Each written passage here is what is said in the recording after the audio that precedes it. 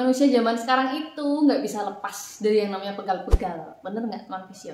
Dan kalau nggak segera diatasi akan menimbulkan permasalahan yang lain. Tapi tenang teman visio, di sini kita akan bagikan tips yang berharga ini tipsnya ya, dan insya Allah bermanfaat untuk teman visio juga. Jadi jangan kemana-mana, stay tune.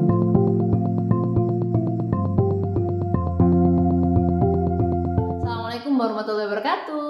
Halo teman visio, kembali lagi dengan saya Lilia Hamidah, teman visio Anda. Kali ini kita akan bahas tentang pegal ya, tapi kita bahas santai aja ya. Nah, kita akan bahas pegal baik di bagian tertentu atau pegalnya di seluruh badan. Ini masalah yang kelihatan sepele, tapi kalau dibiarkan ya akan menimbulkan permasalahan lainnya ya. Kayak jadi nggak produktif, susah tidur, mood jadi buruk ya. Dan faktanya adalah nggak semua pegal itu penyebabnya sama. Beda penyebab, beda juga cara penanganannya ya. Langsung saja kita bahas satu persatu. Nah, yang pertama, kalau pegalnya karena kecapean, tipsnya pasti yang pertama adalah istirahat, terutama pada bagian otot yang nyeri atau pegal ya. Jangan dipakai aktivitas berat dulu atau jangan dipakai untuk tumpuan dulu.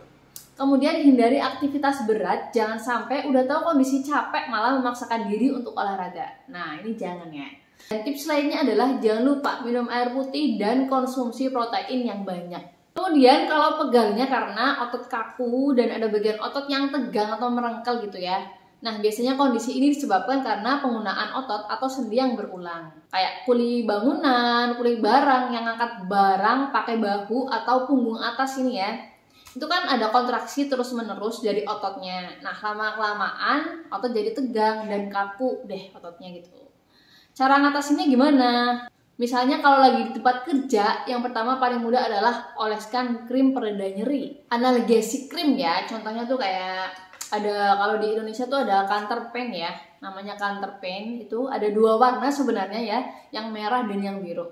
Kebetulan saya punyanya yang biru ya. Sama-sama bisa meredakan nyeri otot ya atau pegal. Tapi kalau yang biru itu ada efek cooling sensation-nya. Jadi pas dipakai tuh berasa dingin. Terus dari tekstur mereka juga beda ya. Yang merah itu bentuknya krim, kalau yang biru itu gel. Tapi kalau aku pribadi, kalau lagi di outdoor, lagi keluar, mending bawa yang biru. Karena kalau sewaktu-waktu terkilir, kesleo, bisa pakai yang biru. Rasa sakitnya tuh bisa tersamarkan karena efek cooling sensation-nya. Itu teman visio. Tapi kalau Canterpen itu efek analgesiknya nggak bertahan lama ya. Biasanya sekitar sampai 24 jam. Habis itu tidak menutup kemungkinan rasa pegal kembali datang. Apply boleh, tapi jangan lupa lakukan hal lain juga ya. Misalnya kalau teman visio di rumah, boleh nih pakai kompres hangat. Kompres hangat ini dipakai jika tidak ada bengkak atau kemerahannya. Nah, aku pribadi di rumah, pegel-pegel atau kram gitu biasanya pakai ini loh. Nih, namanya MHS ya, minyak herba sinergi dari HPAI. Kayak gini bentukannya ya. Ini dalam bentuk minyak ya, produk herbal. Isinya rimpang-rimpang gitu. Kemudian ada VCO, ada kencur, kayu manis, banyak pokoknya. Terus terang aku riset dulu ya kenapa minyak ini bisa meredakan pegal. Bahkan pas kita oles itu kadang ada sensasi self massage-nya. Teman visio cobain deh. Ini murah, harganya sekitar 30 ribuan. Dan di luar negeri nggak ada massage oil yang rimpangnya sebanyak ini. Dan ini affordable banget. Setelah aku cari ya, mungkin karena kandungan herbalnya itu ya, jadi otot kita bisa healing lebih cepat. Ini menurut aku pribadi ya teman visio. Cara dapetinnya gimana? Bisa klik tautan yang ada di video nanti ya. Udah aku siapin buat teman visio. Lanjut ya. Nah, lalu kalau teman visio mau menuntaskan pegal yang disebabkan karena kekakuan otot itu, caranya cukup mudah ya. Yang pertama, stretching di area otot yang kaku. Misal pada kulit tadi biasanya otot yang kaku itu ada di leher, punggung atas, lengan. Kita stretching ya, kita ulur bagian tersebut ya, misalnya kayak gini, kemudian kayak gini, seperti itu. Setelah itu kita raba ya bagian otot yang berkaitan. Itu biasanya ada beberapa titik yang lebih tegang. Nah, pada bagian tersebut teman visio bisa massage ya, boleh dengan arah sirkular, pakai jempol, boleh dengan massage ball, dan boleh juga menggunakan massage gun ya. Lalu kalau pegal yang kita rasakan sekujur tubuh itu biasanya karena kecapean atau aktivitas fisik yang nggak biasa kita lakukan ya, jadi badan kita kaget. Nah, itu biasanya kita atasi dengan istirahat dulu, minum air putih, dan konsumsi protein yang banyak.